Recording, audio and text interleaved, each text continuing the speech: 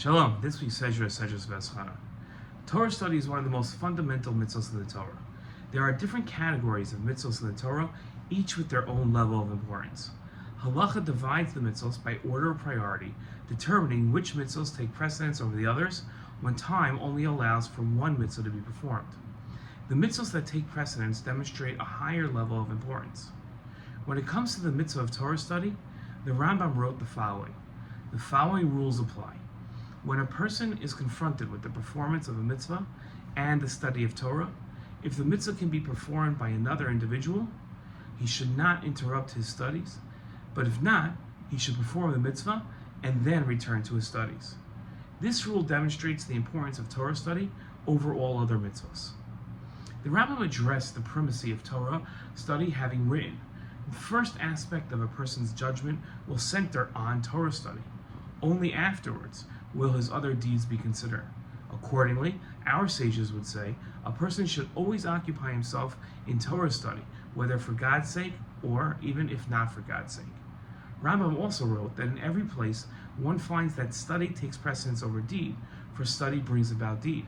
However, deed does not bring about study. At the end of the Rambam's last statement, he wrote that Torah study takes precedence over deed because study brings about deeds. The Rambam stresses the importance of Torah study as it leads to deed elsewhere as well.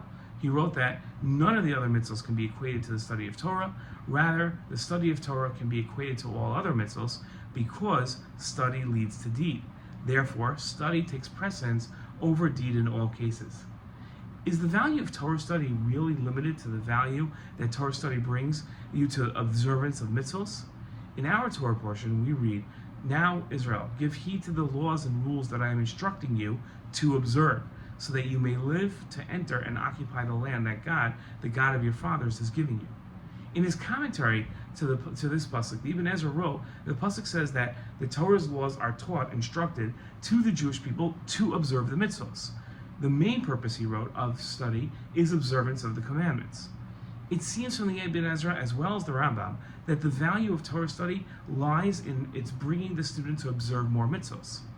The problem with assuming that Torah study's primary value is greater mitzvah observance is that there are many indications that Torah study's primary purpose is inherent and not because it brings an external benefit.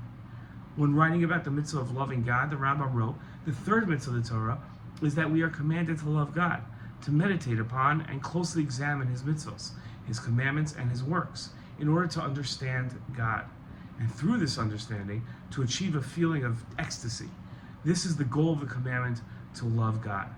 Torah study brings a person to love and to know God. And the Rambam wrote, a person should direct his heart and totality of his behavior to one goal, knowing God.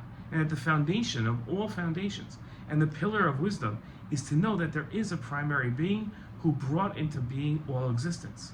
The inherent value of Torah study is the knowledge of God that it brings. How do we understand the Ibn Ezra, who learned from a pasuk in this week's Torah portion that the benefit of Torah study is its ability to bring greater Torah observance? The pasuk had said the following instructions of the Torah bring success in the land, which is dependent on observing the mitzvahs. The Ibn Ezra's point is that insofar as success on the land is concerned, the primary purpose of Torah study is to bring one to observe more mitzvahs. But in contrast to Torah observance as a whole, Torah study's importance lies in the knowledge of God that it provides. What an important lesson. Shalom.